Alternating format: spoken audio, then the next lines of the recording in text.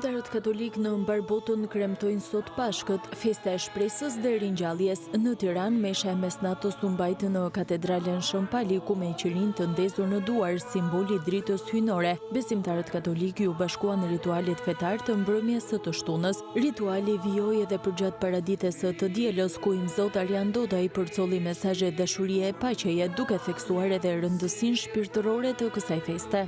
Të lutemi që Zoti na dhurojë thirrje meshtarake. Në këtë Pashkë të Tij të hapi zemrat e trive trejave që i thret në jetën e përkushtuar.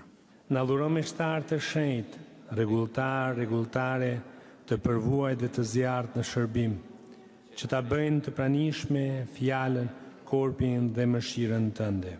Pashkët u kremtuan edhe në Lezhë si një nga qarqet me përqendrimin më të madh të besimtarëve katolik në vendin tonë. Qindra besimtarë u bashkuan në ritualet fetar të mbrëmjes së të shtunës në katedralen e Shën Nikollit. Mesha e shenjtë e ringjalljes u drejtua nga i peshkvi i dioqezës së Lezhës, i Zot Ottavio Vitale, i cili në fjalën e tij e përshkroi Pashkën si momentin kur besimi triumfon mbi mëkatin. Sipas tij, Pashka na fton të jetojmë me gëzim, paqe dhe besim. Vdekja nuk ka fund me jetën. Se dashuria për Zotit është më e fuqishme se çdo frikë dhe çdo erësi. Në Shkodër, mesha e shenjtë e Pashkës u mbajt në katedralen e Shën Shtjefnit, drejtuar nga arqipeshkvi Giovanni Peragine, i cili bëri thirrje për më shumë dashuri dhe mirëkuptim ndaj njëri tjetrit. Është Krishti, i cili me ringjalljen e tij ka fituar mbi errësirën e vdekjes dhe na fton edhe neve që të kalojmë edhe ne nga errësira e mëkatit në dritën e jetës së re. Pashka nuk është vetëm një festë, por është një takim.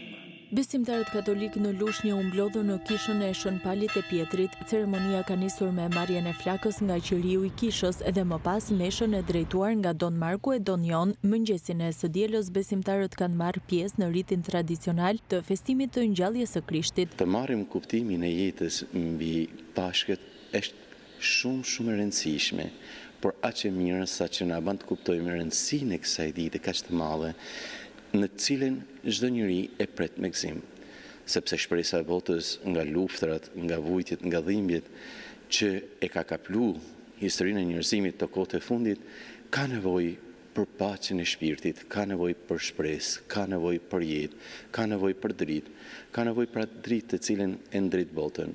Besimtarët katolik të qarkut të Beratit kanë kremtuar mesnatën e djeshme Pashkët, ku rreth 300 familje katolike të qyteteve Berat e Kuçov janë bashkuar në kishën San Luca në qytetin e Kuçovës. Mesha e shenjtë e Pashkëve është mbajtur nga prifti Giuseppe Tossi, i cili ka drejtuar lutjen e traditës sipas liturgjisë. Ju bekoftë shpirtit pustetshëm dhe ju ruaj prej çdo mëkati. Edhe në Durrës besimtarët katolik ju drejtuan kishave ku ndoqën meshat e shenjta si dhe ndezën qirinj, simboli i mbizotrimit të dritës ndaj errësirës.